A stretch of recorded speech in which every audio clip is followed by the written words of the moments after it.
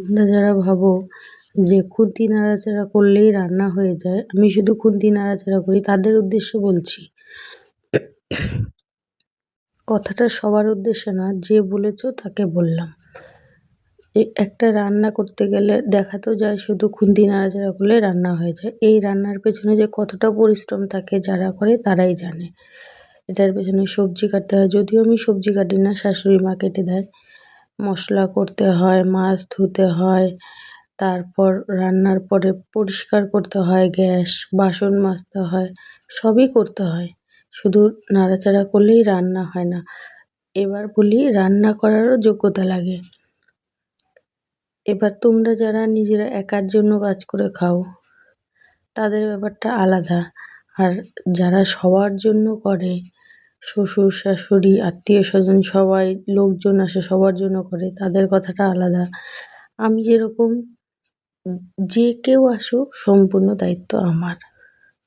এবার আমার ব্যাপারটা পুরোটাই আলাদা, যার জন্যই বলছি নাড়াচাড়া করাও না একটা যোগ্যতা লাগে। করে দেখো, তাহলে বুঝবে কতটা কষ্ট। মানুষকে বড় বড় কথা বলাই যায়, কিছু বলি না বলে ভাবো যে আমি কিছু বুঝি না, বুঝি সবই, বলি না তাই। আমার মা বাবার শিক্ষাটা ওই ভদ্রতা আছে জন্যই বলি না।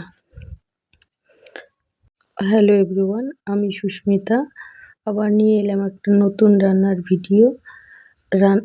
ভিডিওটা পুরোটা দেখার অনুরোধ রইল, পুরোটা দেখবে, কেউ স্কিপ করবে না।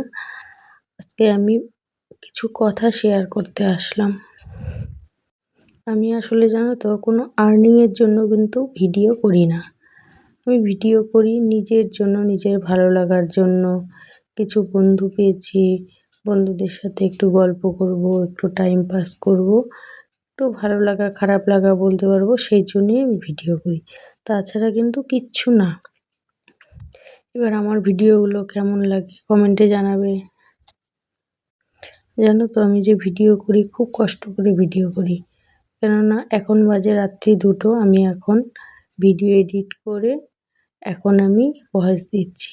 সবাই ঘুমিয়ে পড়েছে, সব বাচ্চাগুলো ঘুমিয়ে পড়েছে, বর ঘুমিয়ে পড়েছে, আমি এডিট করছি, কেননা দিনের বেলা সময় পাই না।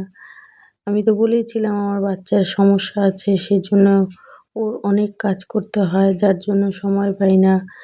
খেতে খেতে বিকেল হয়ে যায়, একজন একজন করে খাওয়া হয়, তারপর খাওয়ার পরে নিজের কিছু এডিটিংয়ের কাজ থাকে, আবার ভিডিও করতে হয় সেগুলোর কাজ থাকে, আর অন্যের পরিবারে যেতে হয় সেগুলো কাজ থাকে। যাই হোক, সেজন্য অতটাও সে সময় দিয়ে আমি ঠিকঠাক পোস্ট করতে পারি না।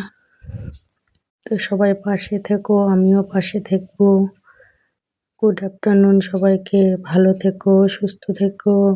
কেমন লাগলো ভিডিওটা কমেন্টে জানিও। টাটা।